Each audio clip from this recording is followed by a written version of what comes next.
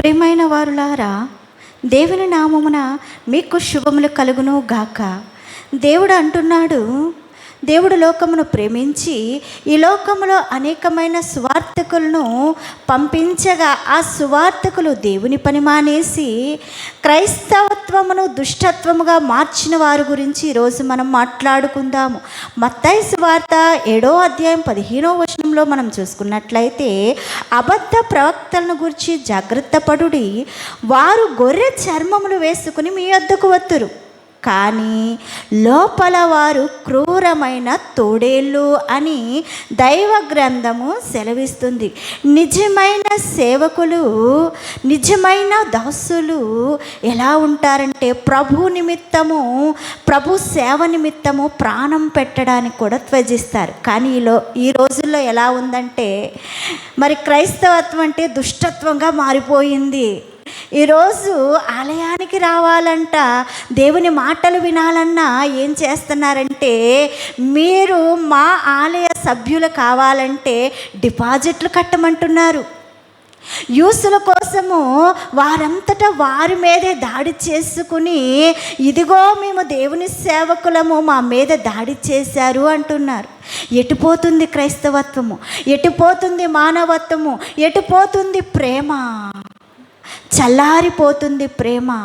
డబ్బు కోసము, వ్యామోహం కోసము దేవుణ్ణి అడ్డం పెట్టుకునే రోజులు వస్తున్నాయి. ప్రభువే స్వయముగా చెప్పి ఉన్నారు, అబద్ధ ప్రవక్తల గురించి జాగ్రత్త పడుడి అని.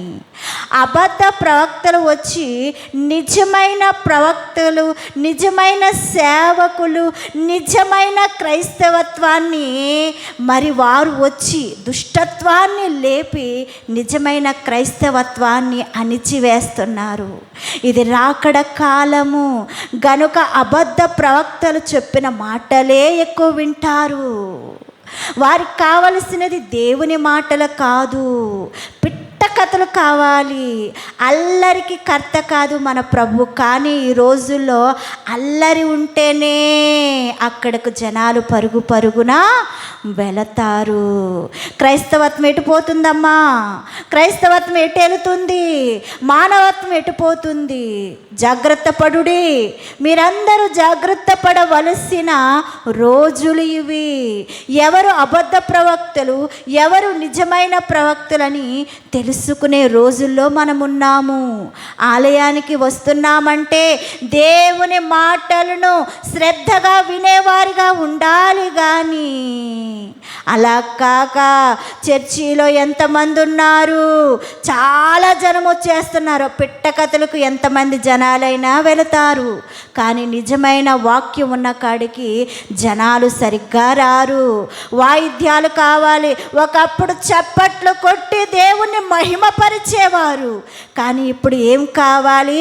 వాయిద్యాలు కావాలి, మరి డ్యాన్సులు కావాలి, అల్లరి కావాలి, ఆటపాటలు కావాలి.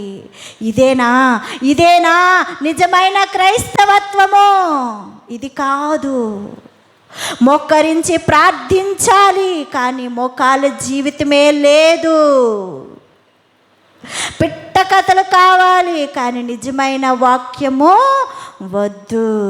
గనుక జాగ్రత్త పడండి, జాగ్రత్త పడండి, జాగ్రత్త పడండి. ప్రభు త్వరగా వచ్చుచున్నాడు. అబద్ధ ప్రవక్తల విషయమై మీరందరూ జాగ్రత్త పడండి. దేవుడి కొద్ది మాటలు మీ హృదయంలో భద్రపరచాలని, అలాగే మరి మా ఛానల్ని మీరు సబ్స్క్రైబ్ చేసి, లైక్ చేసి, కామెంట్ చేసినట్లయితే ఇలాంటి వాక్యాలు మీకు అందించడానికి నేను సిద్ధంగా ఉన్నాను. ప్రభు నామమున మీ అందరికీ శుభములు కలుగును గాక. ఆమేన్.